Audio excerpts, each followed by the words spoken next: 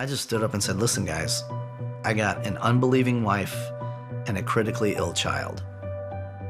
That's what I need prayers for. Ron desperately needed prayer for his family.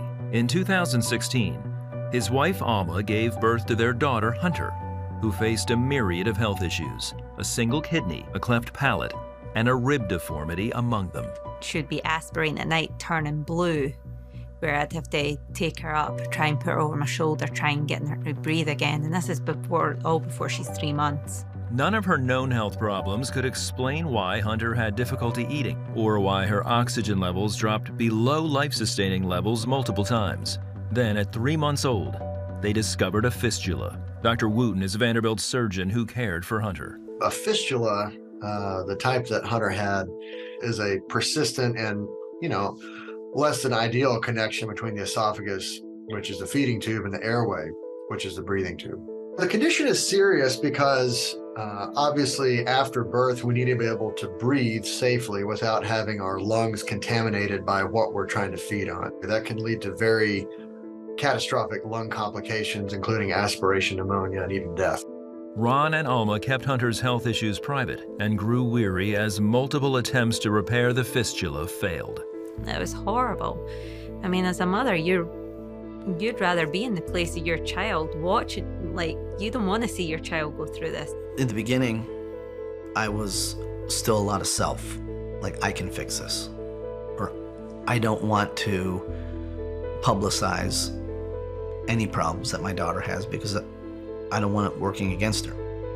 After 2 surgeries in Chicago and 2 more in Denver, they finally thought the fistula was repaired. But as Dr. Wootten worked on her cleft palate, he noticed something disheartening.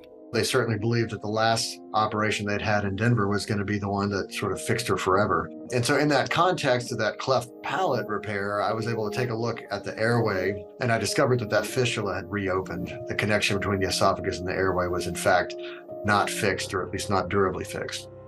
While working on the cleft palate, Dr. Wootten prepared the fistula for a follow-up surgery, then told Alma and Ron the news. I felt like this monster that we thought we had,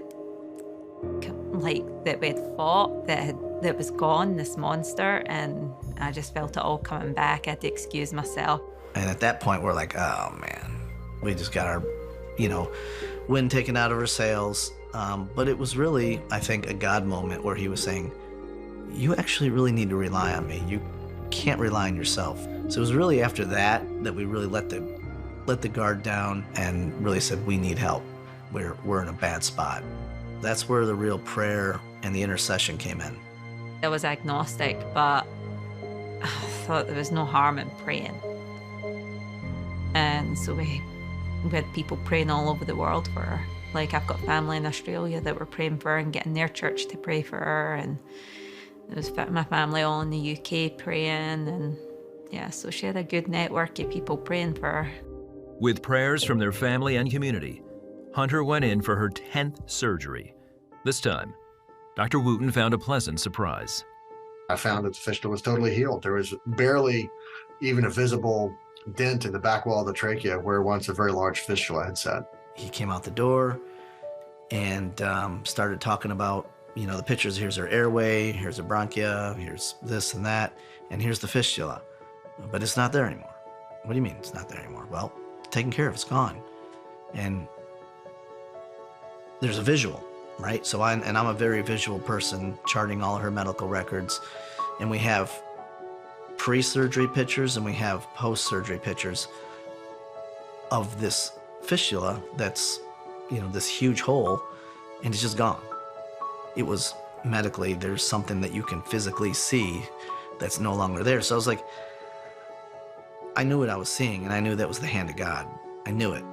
Like, thank you. Prayers answered. But then I also knew that this was gonna have to be the turning point for my wife, because how could she deny what just happened? I was like, well, holy crap, there is a God, because there's no other way of actually explaining how that actually happened. There's no other way. We need to petition the Father when we're in these type of situations and when we're not. So prayers of thanksgiving and prayers of intercession, those, continue to pray without ceasing is a real thing. as a surgeon who's a believer, I think obviously prayer matters. I think, lifting up what you're going through to God is critical.